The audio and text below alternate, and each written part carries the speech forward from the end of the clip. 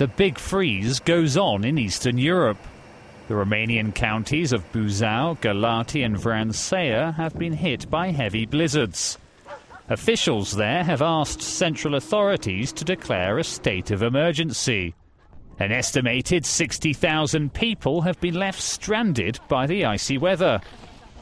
Even the Danube has frozen over as temperatures drop as low as -20 degrees Celsius. The key waterway started to ice over earlier this month. Along the Romanian riverbanks, boat owners have struggled to free their vessels. The Georgian capital, Tbilissi, remains gripped by freezing temperatures. Forecasters say the mercury will dip to -16 degrees Celsius on Saturday.